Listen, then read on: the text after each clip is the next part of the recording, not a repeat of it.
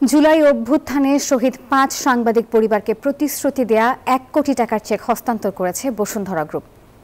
বুধবার জুলাই শহীদ সম্মাননা ২০২৫ উপলক্ষে বসুন্ধরা গ্রুপের চেয়ারম্যানের পক্ষ থেকে আনুষ্ঠানিকভাবে অনুদানের এই চেক তুলে দেন ইস্ট ওয়েস্ট মিডিয়া গ্রুপের উপব্যবস্থাপনা পরিচালক কাদের গনি চৌধুরী। আর এ সময় নিহতদের পরিবারের সদস্যরা বসুন্ধরা গ্রুপকে ধন্যবাদ জানান। জুলাই অভ্যুত্থানে যখন সারা দেশ উত্তাল, একের পর এক শহীদ হচ্ছেন ছাত্র জনতা, তখন অভ্যুত্থানের সবশেষ সংবাদ দেশবাসীর কাছে পৌঁছে দিতে আপ্রাণ চেষ্টা চালিয়ে যাচ্ছিল সংবাদকর্মীরা। এ সময় পুলিশের গুলিতে নিহত হন অকুতোভয় ৫ সাংবাদিক।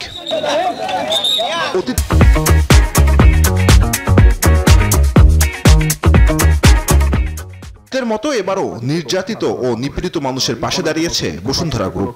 তারই ধারাবাহিকতায় কালের কণ্ঠের ১৫তম প্রতিষ্ঠা বার্ষিকীতে শহীদ ৫ সাংবাদিকের পরিবারের সদস্যদের সম্মাননা দেয়া হয়। ওই অনুষ্ঠানে বসুন্ধরা গ্রুপের পক্ষ থেকে শহীদ ৫ সাংবাদিকের পরিবারের জন্য ১ কোটি টাকার সহায়তা ঘোষণা দেন গ্রুপ চেয়ারম্যান আহমেদ আকবর সোবহান। বুধবার কালের কণ্ঠের পক্ষ থেকে অনাড়ম্বর অনুষ্ঠানের মাধ্যমে এই সহায়তার চেক তুলে দেওয়া হয় শহীদ পরিবারের সদস্যদের হাতে। এই সামান্য অর্থ এ সময় নিহতদের পরিবারের সদস্যরা ধন্যবাদ জানান বসুন্ধরা গ্রুপকে, আহ্বান জানান সব সময় এভাবে পাশে থাকার।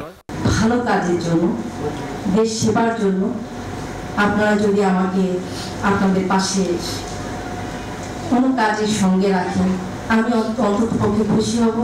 এই যে কিছুদিন আগে সে ১ কোটি টাকা আমাদের আর্সানি ফ্যামিলিকে দিল, আমার দুইটা মেয়ের এবং খাওয়ানো বাচ্চাদের খরচটা অনেক খুব সহজ হয়ে গেল। মানবতা শিশু হিসেবে বলছে একটা চাঁদ সাত হিসেবে আমাদের এই পাশে দাঁড়িয়েছে।